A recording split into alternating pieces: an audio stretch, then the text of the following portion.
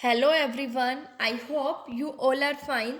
आज हम twelfth Indian economy development के अंदर हमारा नेक्स्ट चैप्टर स्टार्ट करेंगे। दैट इज़ चैप्टर नंबर 12, जिसका नेम है environment and sustainable development.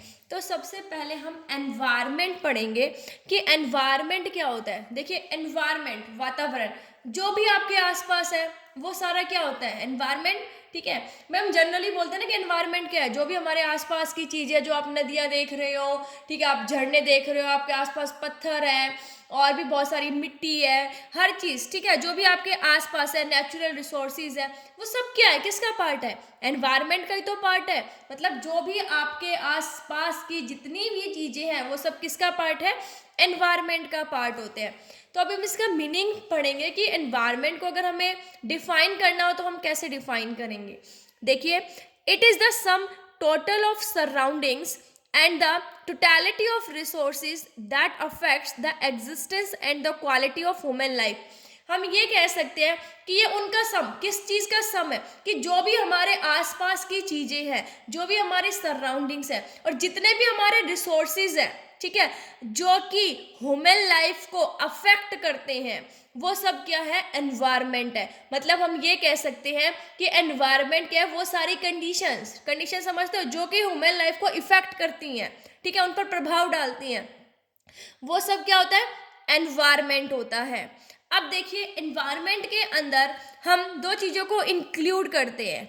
It includes physical मतलब जिसे हम एबायोटिक कहते हैं, ठीक है, मतलब हम एबायोटिक कहते हैं या फिर हम नॉन लिविंग थिंग्स भी जिसे कहते हैं, और लिविंग मतलब बायोटिक, ठीक है, एलिमेंट्स ऑफ एनवायरनमेंट। मतलब एनवायरनमेंट के अंदर दो चीजें आती है, कौन कौन सी, फिजिकल हम कह सकते हैं, जिसे हम एबायोटिक भी कह सकते हैं, और जिसे हम नॉन लिविंग भी कह सकते हैं, मतलब एजैविक, ठीक है, जिसके अंदर क्या नहीं होती, लाइफ नहीं होती, प्राण नहीं होते हैं।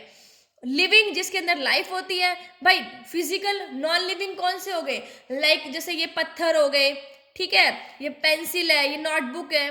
और लिविंग जो भी हमारे जिनके अंदर जीवन होता है, ठीक है, लाइक ह्यूमन बींग्स हो गए, ये एनिमल्स हो गए, ठीक है, बर्ड्स हो गए, और हम ये सारी चीज़ें क्या है, किसके अंदर कंसीडर की जाती है, लिविंग बायोटिक के अंदर। सो अब देखिए, फिजिकल एलिमेंट्स के अंदर हम क्या क्या इंक्लूड करते हैं। Physical elements include land, water, climate, mountains, minerals and all other resources which nature has provided to us as a free gift. मतलब physical elements non living abiotic, ठीक है, एबायोटिक लाइक लैंड हो गए, water हो गए, non living है ये climate, mountains, minerals, और जितने भी रिसोर्सेज हमें नेचर से मिले एज अ फ्री गिफ्ट, वो सब किसके अंदर होते हैं, फिजिकल एलिमेंट, मतलब जो प्राकृतिक है, ठीक है। अब लिविंग एलिमेंट्स मतलब बायोटिक एलिमेंट्स, जो हमारे लिविंग क्रिएचर्स है, जिनमें जीवन है, लाइफ है, जैसे प्लांट्स हो गए, एनिमल्स हो गए, ठीक है, जो कि ह्यूमन लाइफ को इम्पैक्ट करते हैं, वो सब किस में आ जाते हैं, लिविंग एलिमेंट्स के अंदर आ जाते हैं। तो ये हमारा एनवायरनमेंट। अब हम स्टडी करेंगे कि एनवायरनमेंट की इंपॉर्टेंस क्या क्या है, सिग्निफिकेंस क्या क्या है, और एनवायरनमेंट के फंक्शंस क्या क्या हैं। तो सबसे पहला है, environment offers resources for production. देखिए, एनवायरनमेंट जो है वो हमें प्रोडक्शन के रिसोर्सेज प्रोवाइड करता है। अब जो एनवायरनमेंट है वो क्या करता है, रिसोर्सेज सप्लाई करता है, चाहे वो रिन्यूएबल रिसोर्सेज है, चाहे वो नॉन रिन्यूएबल रिसोर्सेज है, दोनों जो है कौन प्रोवाइड करता है, एनवायरनमेंट देता है हमको। अब देखिए भाई, जहाँ पे हम रह रहे हैं वो हमारा एनवायरनमेंट, और जहाँ पर बिजनेस एग्जिस्ट करता है वो बिजनेस का एनवायरनमेंट, लेकिन है तो एनवायरनमेंट का पार्ट। तो यही कहता है कि एनवायरनमेंट जो है वो प्रोडक्शन के लिए रिसोर्सेज प्रोवाइड करता है, चाहे वो रिन्यूएबल है चाहे वो नॉन रिन्यूएबल। अब रिन्यूएबल रिसोर्सेज कौन से होते हैं, देखिए, renewable resources are those which can be replenished and are not likely to be exist और डिप्लेटेड ऑन यूज। मतलब वो रिसोर्सेज जो कभी खत्म नहीं होते, ठीक है, हम उसका जो यूज करते हैं ना तो उसमें खत्म नहीं होते वो। जैसे फॉरेस्ट है, उसके अंदर हम ट्रीज काटेंगे तो और उगाते रहेंगे और उगते रहेंगे।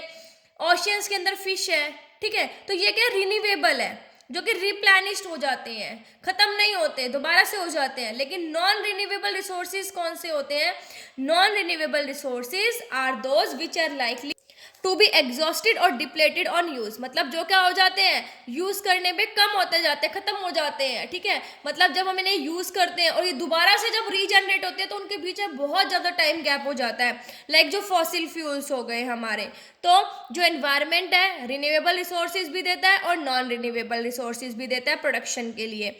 नेक्स्ट है एनवायरनमेंट जो है वो लाइफ को सस्टेन करके रखता है। देखिए कैसे, एनवायरनमेंट के अंदर क्या क्या चीजें आती है, सन हो गया, सॉयल हो गया, वाटर, एयर, जो कि ह्यूमन लाइफ को मेंटेन करने के लिए, ठीक है, क्या है, इसेंशियल इंग्रेडिएंट्स हैं, सस्टेन करने के लिए, मेंटेन करने के लिए जरूरी है। अगर ये एनवायरनमेंट के अंदर ये एलिमेंट्स नहीं होंगे तो इससे लाइफ क्या हो जाएगी, खत्म। हम पानी नहीं पिएंगे, हमारे को एयर नहीं मिलेगी, हमको सूरज की रोशनी नहीं मिलेगी, तो क्या हो जाएगी, ह्यूमन की लाइफ खत्म हो जाएगी। तो एनवायरनमेंट जो है वो हमारी लाइफ को भी मेंटेन करके रखता है। फिर है एनवायरनमेंट एसिमिलेट्स वेस्टेज। अब एनवायरनमेंट जो भी हमारे वेस्ट है उनको भी इकट्ठा करके रखता है, ठीक है, मतलब वो कहाँ चले जाते हैं वेस्टेज, एनवायरनमेंट अपने अंदर एब्जॉर्ब कर लेता है।